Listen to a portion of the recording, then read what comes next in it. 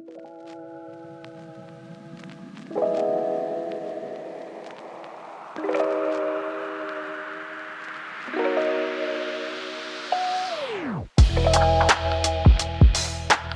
Nick Shaffer, the VP of Sales for TVI MarketPro3, and we're here at NADA Show 2024. And I just had a very interesting gentleman come up and introduce himself to me. This is Gary, founder and CEO of Dealer Phone.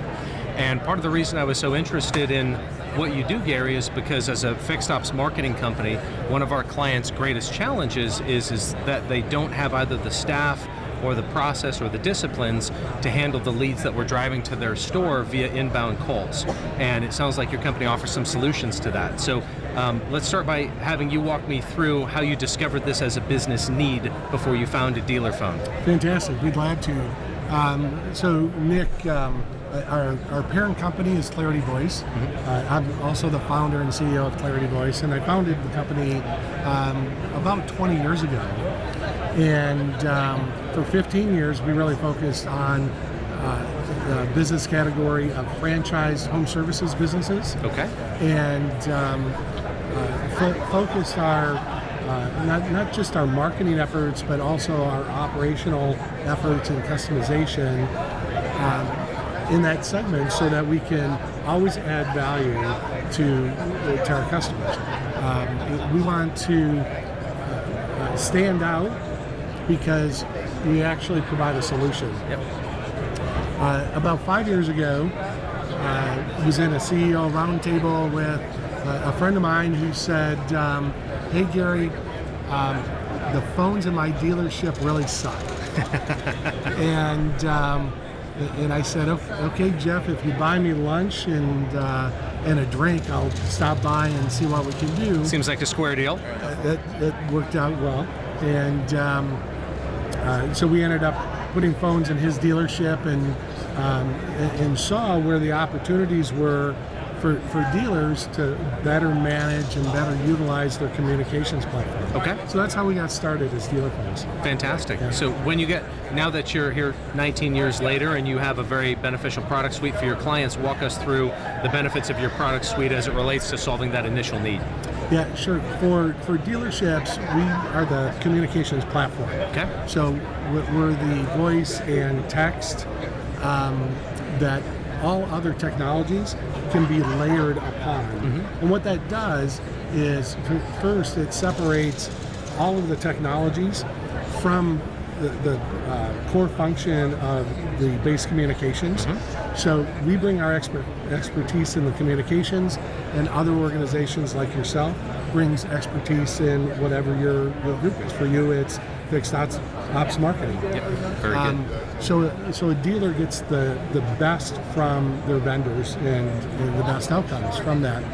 We also have what's very interesting for dealerships is a native cellular service, and that cellular service ties directly into the dealership's phone system or communications hub. And what that does for the dealer is it allows their service advisors and salespeople to carry their cell phones, but use a dealer's line. And that's important for a variety of reasons. The most pressing right today is the FTC ruling last year, where dealers have to have retain all of the communications and correspondence around a financial transaction.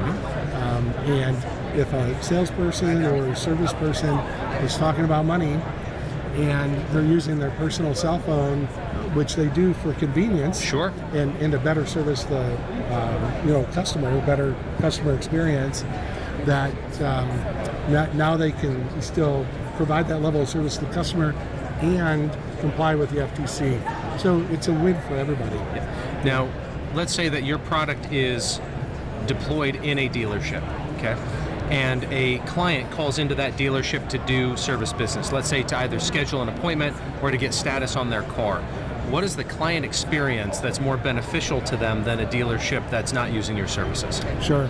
So dealerships have different philosophies on whether they want a call going direct as the initial call, or subsequent calls, or if those calls go through a receptionist. Sure. With our platform, and because we're the phone company and have access to all of the phone numbers that are available in the U.S. and Canada, Sure. What we're able to do is tailor the call routing based on the dealer's preference. So many dealers like to have that very first interaction come through the switchboard, where they're essentially Sherpa'd or a concierge that will put them in touch with the person that's going to handle whatever their needs are. But after that initial call, the customer almost inevitably wants to deal direct with their service advisor or their salesperson or whomever. And we're able to facilitate that very easily without the dealership having to manage it. Sure. We do it for them. Excellent. Now, when we first met, I asked Alice, your sales strategist, a question. And I loved her answer, and I'd like you to expand on it a little bit. So I asked her, what is a key differentiating factor between you and your competitors? And other than the product features and benefits, which she went into, one of the things that she said that really resonated with me is the level of care that you're able to provide your client because of having a more intimate relationship compared to some very, very large competitors that aren't as nimble as you are or aren't as customer-centric as you are. And that resonated with me because part of our business model is to have that boots-on-the-ground care so that whether we have a very large dealer client or a small dealer network, they all feel supported at the store level. So can you expand a little bit on what your dealers experience from the standpoint of that personal care? Yeah, sure, Nick. Our competitors, which are very good companies and quite successful, the commitment to the dealership community starts and ends at the sale. Sure. And after that, it's generic support people. With dealer phones, all the way through from really our tech group that designs and supports the product, marketing, sales, and post-sale customer implementation and support. All of those are our people who are trained in what dealerships do, Yep. how they do it, and what the best practices are for a dealership. Love it. It's that concierge level of service. I love it. I'm going to ask you one more question, Gary, and it has nothing to do with your business and everything to do with dealerships going into 2024. Obviously, we're in a time of it's a very unique economic climate, and dealers are having to reinvent their model and reinvent their expense structure to have a successful 2024. You obviously talk with lots of dealers, you hear about their challenges, you hear about their needs, you see stores doing it well, stores doing it poorly.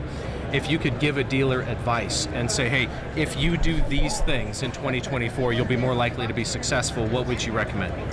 Yeah, any and every technology should be evaluated based on how does it improve the experience of your customer.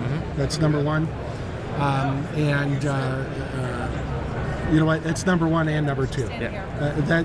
It's building that relationship and having the customer remember you is, I think, the key to the difference between those dealerships that are going to thrive and those that merely survive. And the way that a dealership gets that type of attention, because it's in the details. Agreed. Both the devil and the delight are in the details. Yeah. And it's similar to what you guys do, Nick, is that you niche, you work with dealerships, you understand fixed ops marketing. Yes, sir. And you're able to do that at a level that other competitors can't or won't. Thank you for that. I appreciate that. And I agree with you.